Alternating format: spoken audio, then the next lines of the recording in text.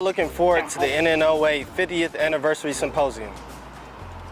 Save the date now, July 25th through 29th, 2022. Prepare to book early at the West Annapolis Hotel. Book your hotel room, register early, sign up to speak, sign up to mentor, and be mentored. There is something for everyone. Junior officers, be on the lookout for sponsorships through the Coast Guard, Navy, and the Marine Corps and our other sea services. We are building tomorrow's leaders today. We are stronger together.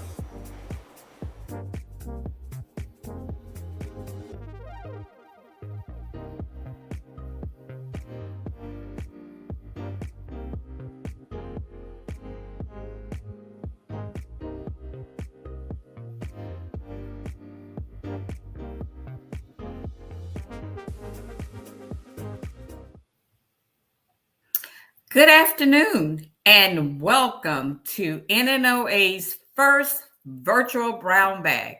Now, I know you all know what a brown bag is. So if you have your lunch, pull it out and let's get started. I'm Mary McAdams. I'm a retired Navy captain and I am the Career Development Chair for NNOA. NNOA's mission is to enhance sea service operational readiness and supporting recruiting, professional development, and retention in an effort to achieve diverse officer corps that reflects the demographics of our nation. In this professional development session, we are delighted to have with us Captain Herb Lacey, United States Navy, Captain Zeta Merchant, United States Coast Guard, and Colonel Nick Brown, United States Marine Corps. As our listeners are listening to the speakers, we ask that you place any questions that you have for them in the chat. We will open for questions once the last speaker has finished his presentation. We're also happy to have with us Commander Denise McKellar Curry, who will be assisting me with facilitating the questions. I will now introduce our speakers to you. First, we have Captain Herb Lacey. Herb is a P-3 Orion naval aviator who was the commanding officer of Patrol Squadron 10.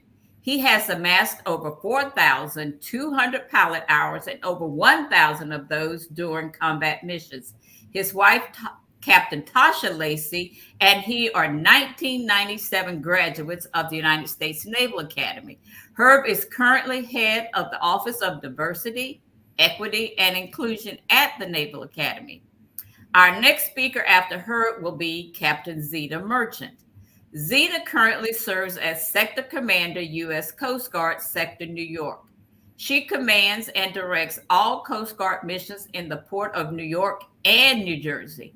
Enjoying over 24 years of active duty service, she is a recognized authority in maritime safety and security plus crisis management.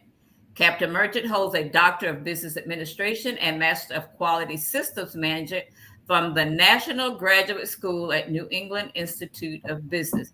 Our last speaker for this day will be Colonel Nick Brown. Colonel Brown is currently serving as the Executive Assistant to the Deputy Commandant for Installations and Logistics. He has been the Commanding Officer, Marine Wing Support Squadron 172. He has served as the Assistant Chief of Staff for Logistics for the 1st Marine Division.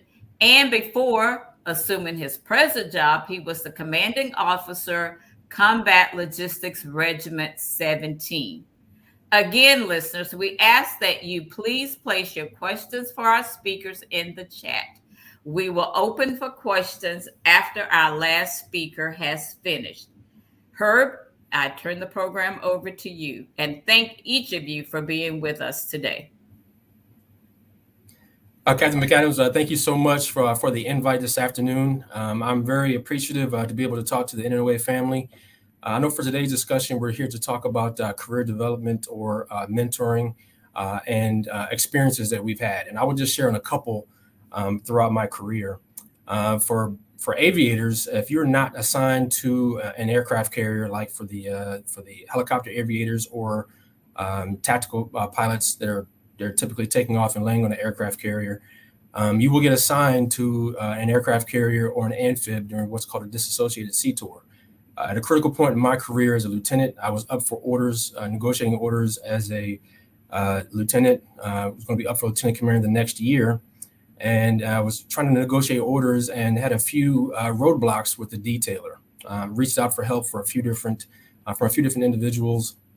And I finally got in contact with, at the time, was Rear Admiral Andy Wins, who has become a mentor and sponsor for me and my wife as well for the past, I would say, 12 years or so.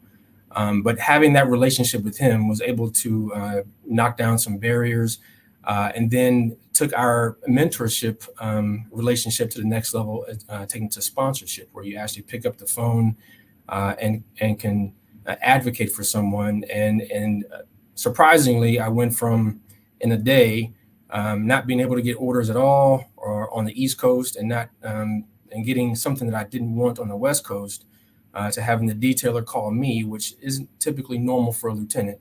But the very next day, the detailer was calling me, offering me 2 different carriers with the exact job that I wanted on 2 different carriers. And then my wife and I had to talk about and pray about, do we take Enterprise or do we take John F. Kennedy?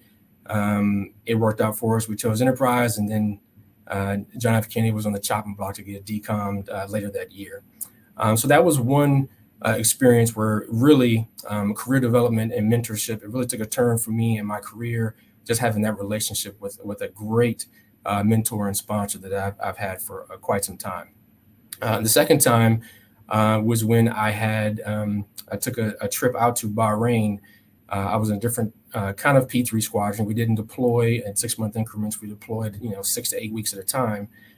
So my squadron was at home, and we deployed when needed, but the CO and XO stayed at home. Well, my CO was going out to Bahrain to go visit his boss, the Commodore, and really wanted me to go out there with him. And I went out there, begrudgingly. I really didn't understand why he wanted me to go. Well, I didn't know who the Commodore was, and it was Captain James Wyatt, another man who's become a great mentor for me as well. But what was different is when I sat down and he mentored me, that was the first person that actually pulled out a piece of paper and mapped out my career from year 1 through year 20 with where I should be, and really took that career progression chart that we see online and made it personal for me. I really appreciate that opportunity because, in mentoring me, he made it personal for me, but it's almost as if it was personal for him, as if he was really training his numerical relief. So he was really pouring into me in ways I didn't anticipate, in ways I didn't expect. And I learned from that how important it is to have a mentor in your corner, to go as far to say, hey, before you submit your finished report, send it to me so that I can take a look at it and make sure that it's ready to go. And since then, I've taken those career development lessons, that mentorship, those lessons from those 2 P3 aviators, and continued on in the P3 and now P8 community as I have mentees or proteges of my own. I have other examples like that of things that went really well, and could also share examples, of other individuals that didn't go so well. I know we're limited today in the amount of time that we have, so I'll keep this brief and then open it up for questions at the end.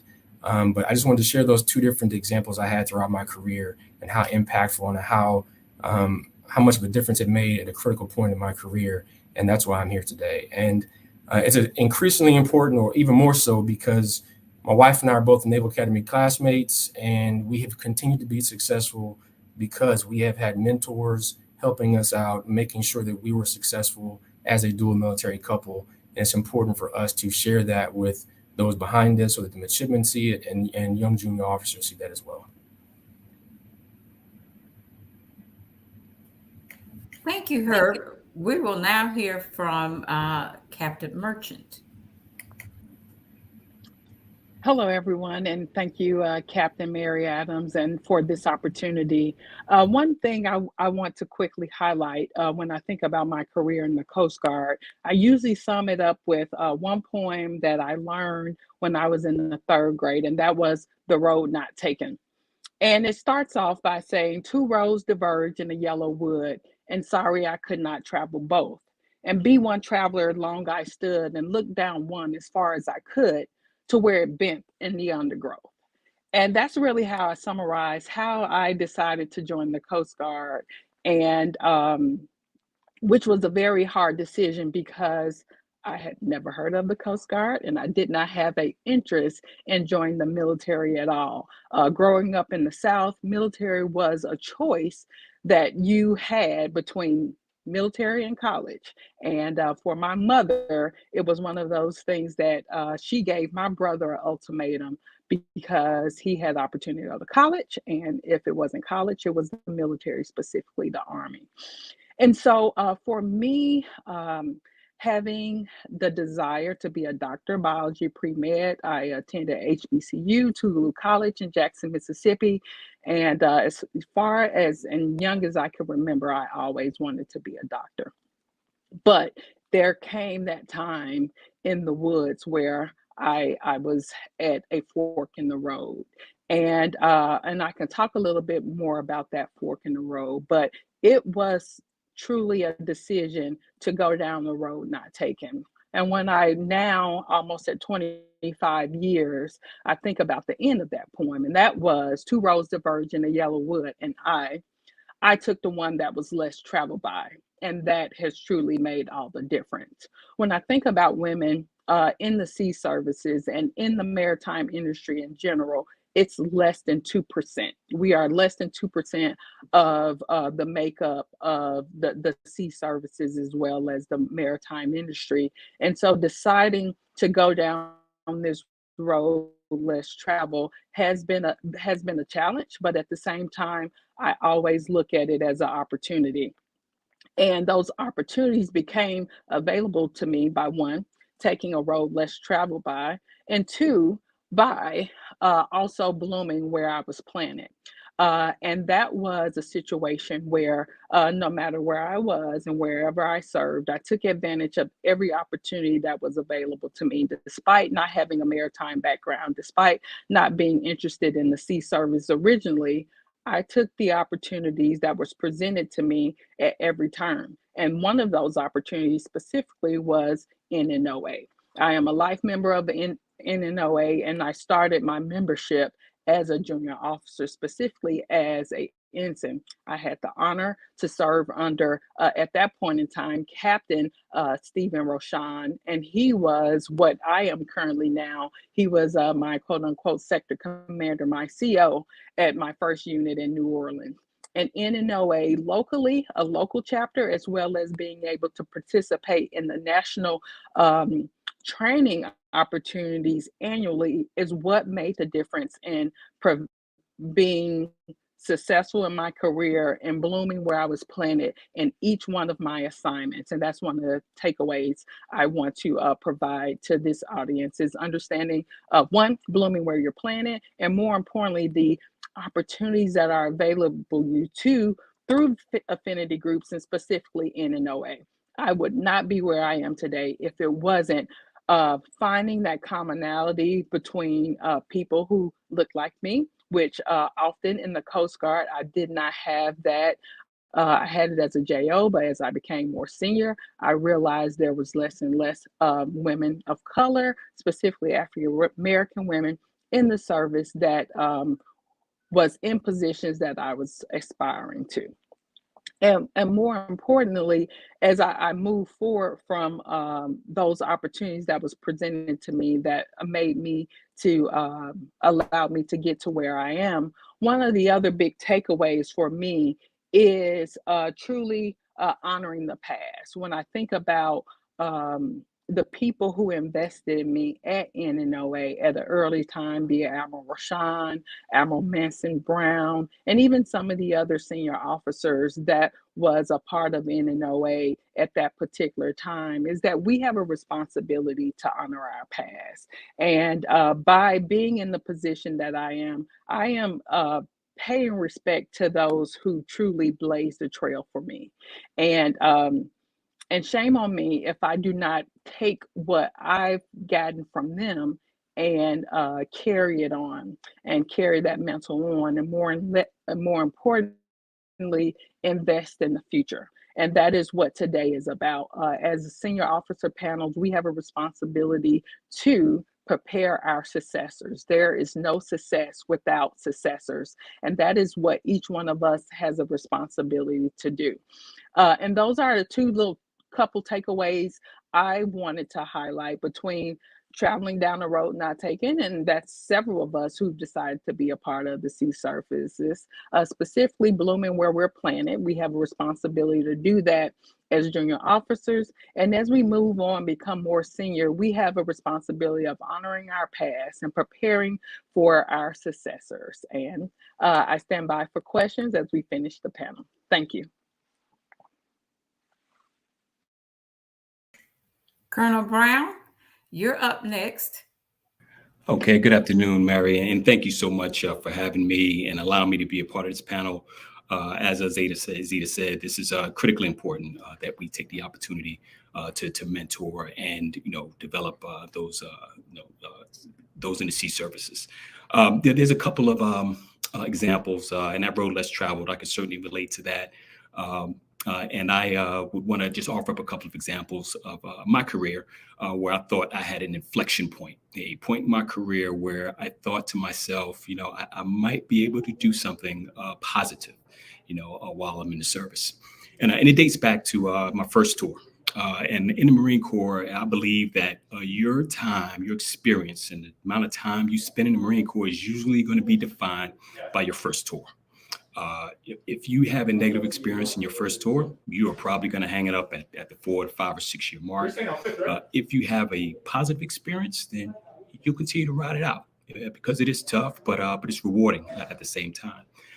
So as I finished my first tour, and I was in an infantry battalion, I was one of one. It's about 1,000 in the battalion, but I was the only African-American officer at the time. Our battalion commander was somewhat of a legend. Paul Lefevre, Lieutenant Colonel Paul Lefevre, he just seemed to know it all. He seemed to have it all. He seemed to be able to do everything right. So at year 3.5, I was planning to get out. I had a job offer lined up in Jacksonville, Florida. I was in the S1. I had my Whiskey 95 orders, which meant I had my orders home. And he was walking through the S1. And he said, "Hey, Nick Brown, what are you doing?" I said, "Well, sir, I'm here picking up my orders, and I'm going to start my checkout process." And he said, "I want you to come in the office and let's talk about it." And so he sat me down, and this was the first time I had a one-on-one engagement with a senior officer. As a second lieutenant or first lieutenant in an infantry battalion, there's so much daylight between you and that senior officer that I was a little nervous, but surprised.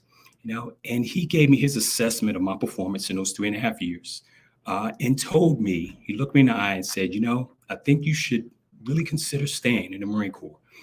You have done some phenomenal things. You've performed well. I love your attitude. I love your energy. And you might make it in this business. You just might make it in this business." And coming from him, that meant everything to me. Right?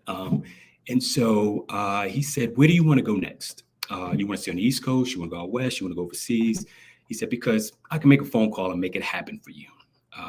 And so I said, "I want to go to Quantico because my wife's she's from the Virginia area," and he made it happen. And so that first tour was just capped off by a 5-minute mentorship session, having someone give me the belief, that I can make it in this business, and showing belief in me. I had not had that up until that point. I had some great staff NCOs that were just awesome, and they took interest in me. But I had not had that senior level mentorship until that time. So I decided I was gonna stay. And to this day, he is still a hero in my book. And then fast forward to my first time here in the Pentagon. I was a major, and I'm just roaming the halls. I was assigned to aviation at the time. And a lieutenant colonel in this uniform, made eye contact with me and said, "Hey, come here for a second." And he just said, "What's your portfolio? What's your name? Where do you work? What do you do?" And we just started talking there in the hallway. He gave me his card and he said, "Call me." And I said, "Well, sir, I know you're pretty busy." He said, "I'm never too busy to sit down and talk to you." And that person was now Major General Brian Cavanaugh, who was the head of safety for the Marine Corps. And he turned out to be my CO when I was a squadron commander. He was the MAG CO. And that was a blessing. I don't think that happened by accident. I think that was a blessing for me because he allowed me to command and allowed me to lead and allowed me to make mistakes, and allowed me to kind of learn. And for me, I'm always learning. That's what kind of gives me energy. So for him to just kind of take a random major that he didn't know, and just ask the question, what is your portfolio? And call me. And he meant it, and he still checks in, on holidays. He'll just say, hey, Nick, just call and see how you're doing. He's a 2-star now and he's busy, but he always checks on me, and I appreciate that. So those are those kind of just personal experiences that you'll have in your career. And to the panelist's point of being able to, or having the responsibility to carry that forward, I take those things now. If I see a young captain or major here in the Pentagon, I'm going to ask them the same question. Hey, come here for a second. Let's talk. And where I have the ability, like Lieutenant Colonel Paul LaFavor did, have the ability to help someone advance in their career, I'm going to use my what little influence I have to do that. So I think just the personal aspect of mentorship, and sometimes it just happens randomly, and sometimes it happens organically. I think it's just critically important. So as we build our networks, whether this is your first tour or you're 30 years in, as you build your network, now I would hope that the panelists here you add us to your network as well, and not just limited to this particular period of time we have this panel, but also cold call us, and just say, hey, I'm thinking about this in my career, or I had this particular point of adversity. Have you ever experienced anything like that? Because I guarantee we probably all have had that at some point in our careers. So I definitely look forward to your questions and continued dialogue, not just today, but moving forward, at least until I hang the uniform up and beyond. Okay, but thank you, Mary. I really appreciate it and look forward to your questions. Thank you, everyone. We are going to now entertain questions. Unfortunately, questions have been disabled in YouTube, and we are very sorry for that.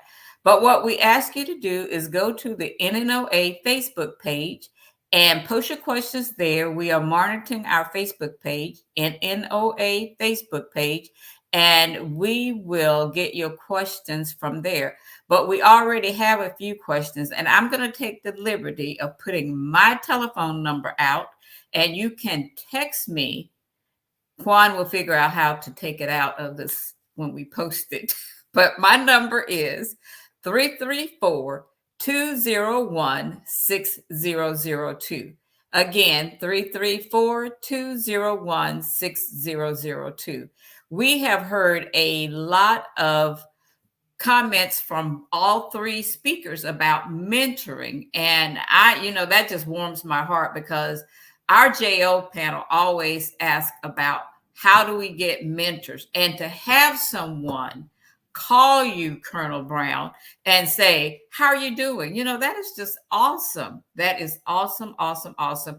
And each of us have to be mentors and reach out to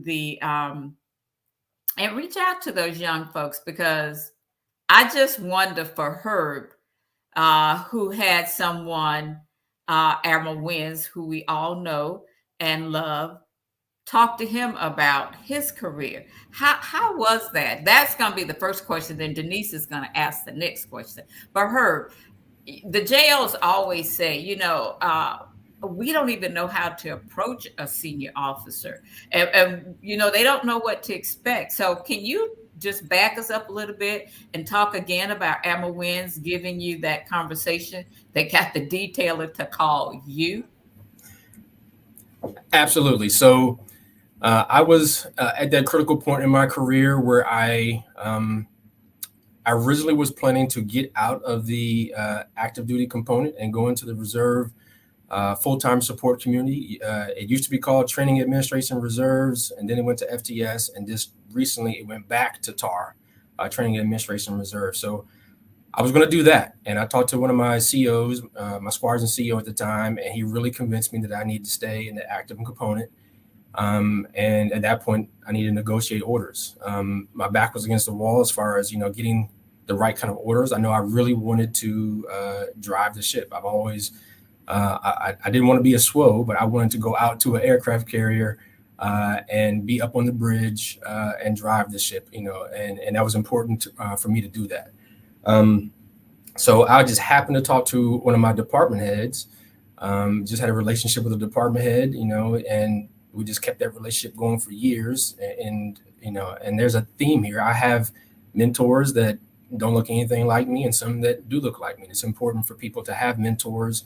And I encourage people to not wait for a mentor that looks like you, because you may never get one that looks like you. So just latch on to people that you respect and that they care about you, and that's what I did. So he said, "Hey, one of my former bosses is a new Rear Admiral. He's working in the Pentagon, Rear Admiral Andy Wins. Do you know him?" I'm like, "I heard of him. I never met him, but I'd love to talk to him." So I told my commanding officer that one of my former department heads wanted to set up a phone call with Rear Admiral Wins, and at this point the sirens went off, and he was like, "Okay, well, you need to use my office. We'll clear the flight schedule. We'll get you set up in my office. It's all good to go." And I'm like, "Why is my commanding officer acting like this?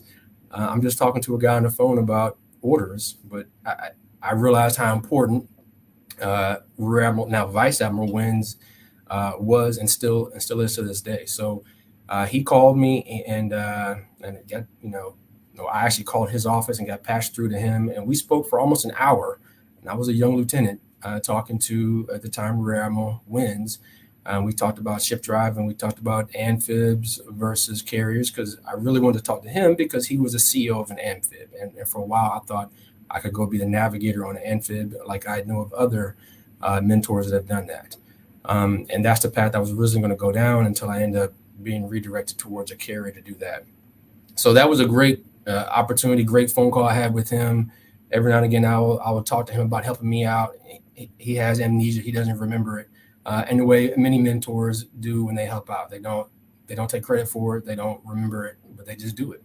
But I will never forget. And that's one of those things that has stuck with me. And there were three different, I only spoke of the two, but that CEO who was, there in that squadron at that time, I actually invited him back to be my guest speaker when I was in command, because of how important it was for him to make me stay Navy, because I was going to make a different decision just based off of the status of the P3 Orion at that time. For many that don't know, the P3 was in really bad shape in the early 2000s. Wings were cracked, engines were bad. So I was really fed up, and I wanted to get out and do something different. And he convinced me to stay Navy, and that's how it all worked out. And I've learned other lessons about mentorship from Vice Admiral Wins. One I replicated here at the Naval Academy with having a lot of flags, or at least 06s and above, be able to sit down and talk to tables of midshipmen. That's something I got from the BEA conference that Vice Admiral Wins did when he brings in all the flags. So I did the very same thing. I'm like, we're not going to have a head table and hand select which midshipmen get to sit with all the generals and flag officers. We're going to make them roll up their sleeves, and they're going to sit at round tables with the midshipmen and just have a room full of general officers and flag officers talking to midshipmen. And that was the highlight of our diversity inclusion conference that we had last October, was those mentorship lunches that we did for the 2 days of the conference. So I've been learning a lot from my mentors, and the best I can do is try to replicate that in opportunities that I have.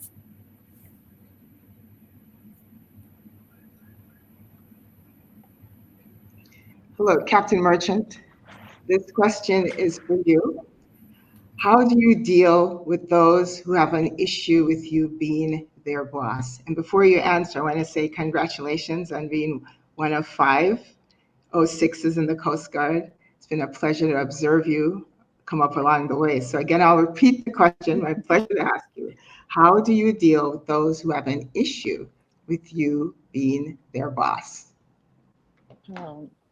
Well, that's an interesting question, because from a military side, I would just say the UCMJ if they have a problem with me being their boss. But on a serious note, it's an interesting question, because not only am I a female in a position that people are used to seeing majority males, but I'm also an African American female. So you can say I have two things working for me or two things working against me. But I've been in a unique situation seriously since I made '04, as always, either being the first African American or the first female, period.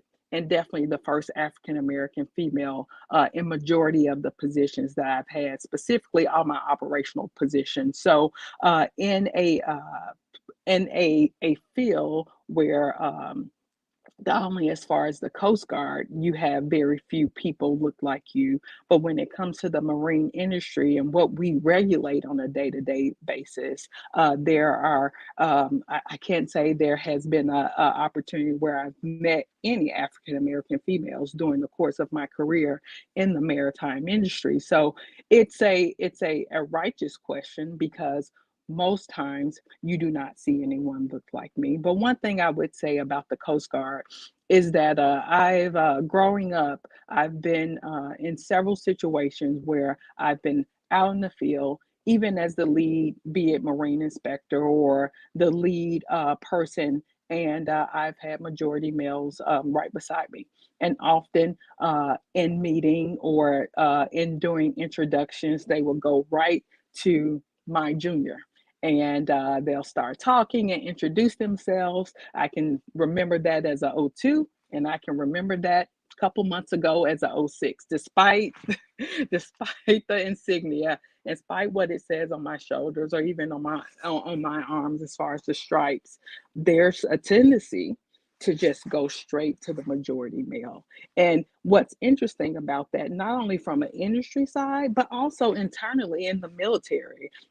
We were at a event and a junior petty officer, and I have to say another service, went to one of my department heads who was a white male and went straight up to him and saluted him. And I was standing right there.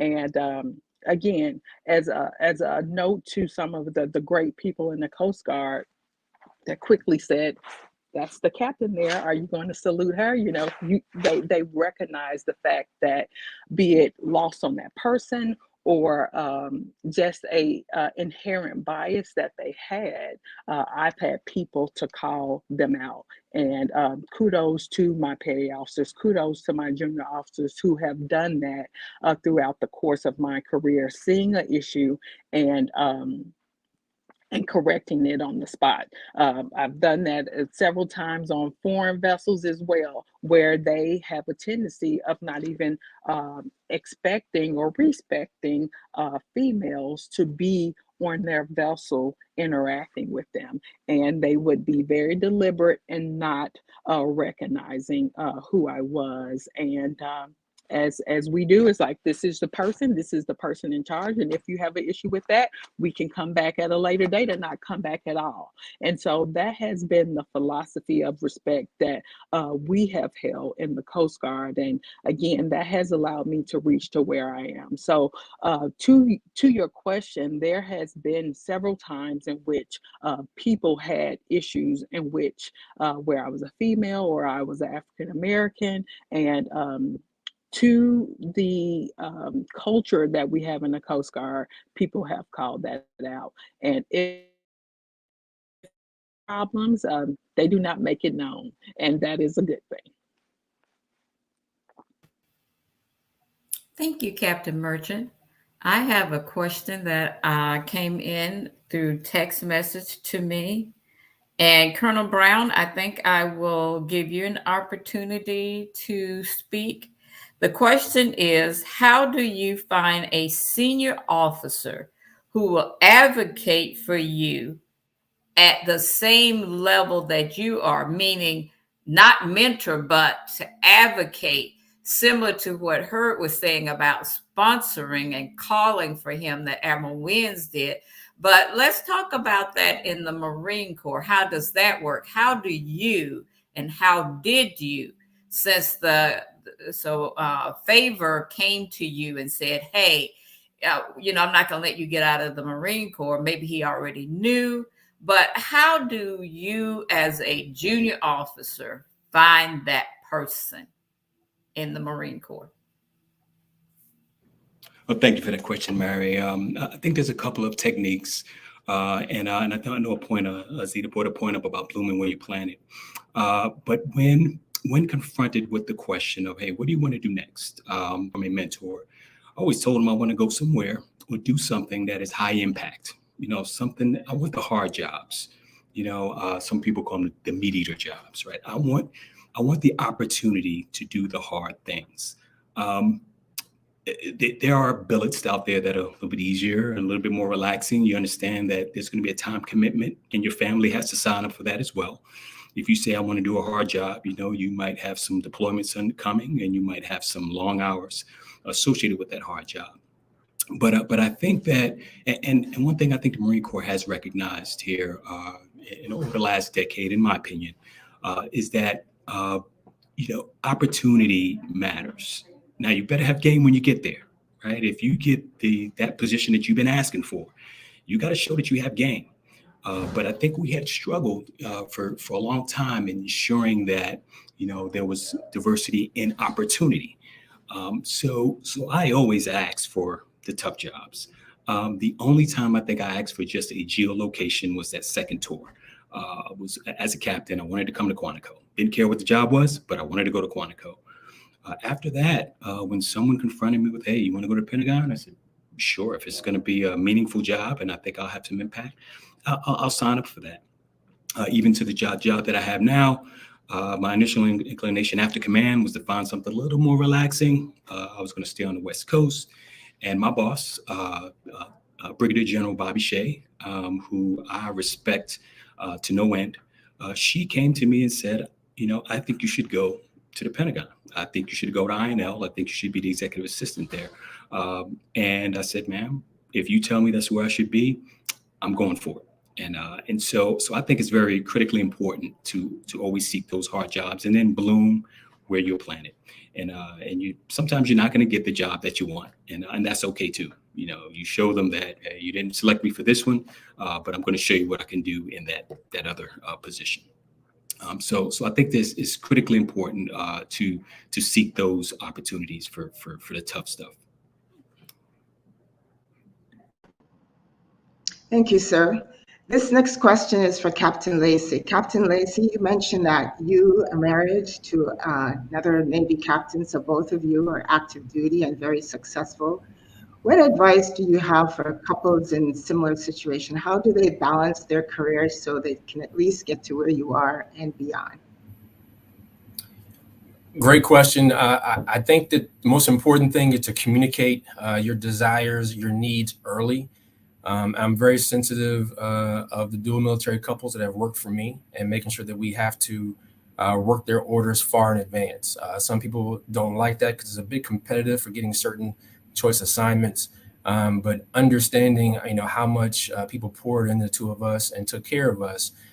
That's why we were able to both stay Navy and make it, beyond retirement and both to be wearing captain. We definitely had, when we were young lieutenants, we definitely had our OPSOs taking care of us, our COs and XOs, making sure that for the times that we had back-to-back deployments that we were taken care of. So there was a while when she was on deployment in Puerto Rico, they made sure that we were sending a plane down to Puerto Rico, that they put me on it to make sure that we didn't have, 13 months of deployment without seeing each other. And conversely, when we were on deployment, they would send, she would, fly in P3 Orion to come out to Sigonella, Sicily to come visit us, or they would make sure that any opportunities to break up the deployment and made it better for us. So it wasn't just about me, but I think we had commands that understood the challenges that go along with dual military couples. And if your leadership understands that, they can be very instrumental in helping you out. And that's how we've been able to make it work.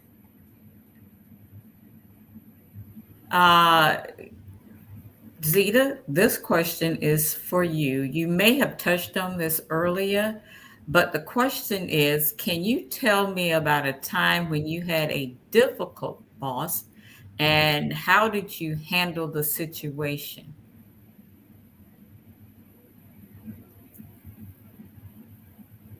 Zeta, could you hear me?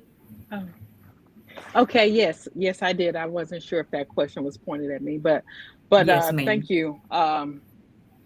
So yes, there were several times where I had a difficult boss, kind of growing up in the Coast Guard, and specifically, I remember one particular case where, and I think I've learned this from NNOA, just having opportunities when you get your evaluation back, having a opportunity to sit down with your boss and get feedback on areas of improvement and what you can really do next.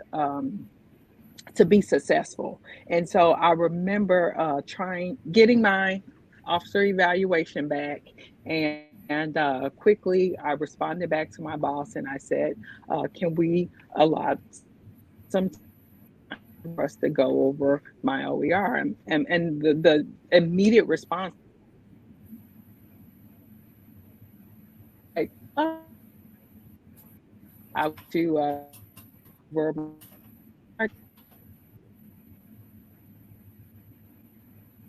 to have that conversation came very confrontational, which I was extremely surprised about because that was what you were supposed to do as a junior officer in trying to be successful in the military. So what I quickly was that conversation became confrontational, and I realized that I had to bring it back down. Like I had a responsibility to my boss. And often people say, if you have a problem with your boss, more than likely you're the problem. I don't really believe that, but also as a junior officer, I quickly realized that okay, this is a situation where my boss at this particular time seems as if my question was confrontational. How can I bring this back down to where we can have a true conversation about my evaluation? And so I just decided to take a different approach. And I started with explaining to them about as guidance to be successful, thanking them for the marks that I had, but it was an opportunity for me to kind of change the dynamics of that engagement because I knew it would not go in a good direction based on the immediate response that I got, and from there I just took the approach of how best can I truly get feedback on how to,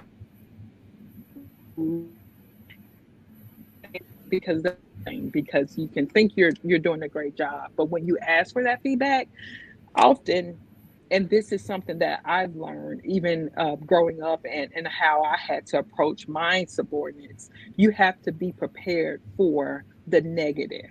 Because when you ask for feedback, not all the time does people jump on the positive. They say, okay, you want feedback? I'm going to give you the negative feedback. And so that's what I truly had to be prepared for. And I also provided guidance like, this is what I'm looking for as your subordinate, that I will schedule time with you before my evaluation because I see that I did it after the fact and that didn't go well. I will schedule time with you before my evaluation and then after my evaluation. And so the lesson learned there as far as dealing with a difficult boss was identifying, okay, this is not a good way in which to approach this person because of their response, and how can I become more in control of the situation by knowing how they respond to me, by laying out my expectations, getting their expectations, and then from there it actually improved because we had an honest conversation about my expectations and their expectations, and laying out that timeline in which to have an actual conversation about evaluations. And I think that is something very important that junior officers should take from this, is having that conversation with the boss in a timely manner before after your evaluations to be on a path of continuing improvement. Okay, our next question is from one of our O4s, and it's pretty lengthy, and I think it's for all of you. So I'm just going to read it slowly and then probably ask Colonel Brown to begin. So the question says, how or what have panel members done to increase their executive presence?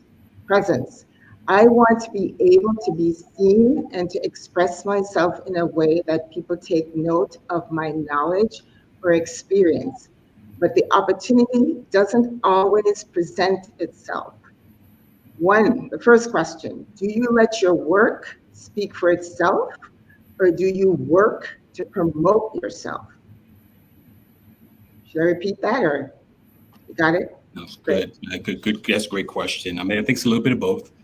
I think there are certain, especially as a young officer, there's certain techniques that are going to get you noticed, and things that you work on, throughout your career. Number one is your ability to write and your ability to communicate, speak, and write. The first time I'd heard of Toastmasters was, then Lieutenant Colonel Denise Williams, who's an NNOA member in Quantico. She said, I think you'd be good for Toastmasters. And I went to a few sessions, and I realized that how much work I needed to do. And then your ability to write and communicate. Those things, when you put something that's well written, well researched, and thoughtful and concise in front of a boss, they're going to notice. They can't help but to notice. So I think there's a couple of techniques there that will allow you to kind of people take notice of you and elevate you where needed. I think there's a little bit of self-promotion. Like I said, don't be shy about asking questions. Don't be shy about when asking for feedback, getting constructive feedback, not only from your bosses but from your subordinates as well. That's going to make you better, and that's going to help you develop. So don't kind of just guess or just assume that, hey, the boss is kind of got it. He or she likes me, or she doesn't, or she thinks I'm doing a great job, or I'm not. Sometimes ask for that feedback. I think that'll you'll get it before your evaluation, if you will. So a little bit of both. But I think your ability to write and communicate and speak is going to take you a long way. To add to Colonel Brown's answer, Zeta or Herb? I'll just quickly add to that. It's one of the mantras that I live by even today, and it's get comfortable with being uncomfortable. I am a natural introvert, and when I think back to even that conversation I had with that boss, when I asked for feedback, that was one of the things that they provided to me. It's like, to me, I was like, I'm in my zone. I don't have to self-promote. I don't have to do more than what's expected to me. And I really focused on my job. And one of the feedback that I received is that I have to push myself more. I have to push myself more and put myself in uncomfortable situations. And that was a lesson that I learned very early, and something that I take to me, I take to heart every day, even now as a sector commander in charge of over 900 people. I have speaking engagements on a regular basis, and Lord knows that most of the time I want to say no because, naturally it's not. But you wouldn't know that because I take every advantage of every opportunity that is available to me to continue to push myself and make myself better. So my advice to you is there are plenty of opportunities out there that you can volunteer for. And as much as you may hate it and as much as you may not want to do it, push yourself out of your comfort zone, because that is where you will grow and become a better officer. Thank you, Zeta. Herb, I would let you answer, but it is now like almost 12:50 and we're out of time because, lunch hour is an hour. So I just want to thank our amazing speakers. We have so many questions that I am going to be sending you. Then we're going to post them on our Facebook page because we do not want to have our listeners think that we didn't get the questions. We're very sorry that the chat did not work in YouTube, but through Facebook and through text message, I have many questions for Colonel Brown, Captain Merchant, and Captain Lacey. So they will have homework, and I know that they are going to do NNOA proud and answer these questions, and we will post them on our Facebook page. So again, thank you so much for being with us. So please go to the website also, NNOA.org. Give us some feedback. You can give us feedback on the Facebook page, but please be mindful that Facebook is public. And if you don't have anything great to say, as my mom would say, don't say anything at all. But if you have something negative that you would like to get to us, you now have my telephone number and you can text me. Join us for our next session, which will be 22 March at 12 noon. We will hear from Sea Service junior officers. They will be talking about their career and how they have been successful and what they feel they need from us to continue to be successful in their respective service. Our moderator will be Lieutenant Commander Krishna Nolan, United States Navy. She's a surface warfare officer who has laterally transferred into the human resource community. So I'm pretty sure some of you are going to want to know what to do to lateral transfer between communities in the Navy. But we're going to have Marine Corps junior officers, and we're also going to have Marine Corps Coast Guard junior officers. So please join us 22 March at 12 noon. We'll see you then. Goodbye. We are looking forward to the NNOA 50th Anniversary Symposium. Save the date now, July 25th through 29th, 2022. Prepare to book early at the West Annapolis Hotel. Book your hotel room, register early, sign up to speak, sign up to mentor, and be mentored. There is something for everyone. Junior officers, be on the lookout for sponsorships through the Coast Guard, Navy, and the Marine Corps and our other sea services. We are building tomorrow's leaders today. We are stronger together.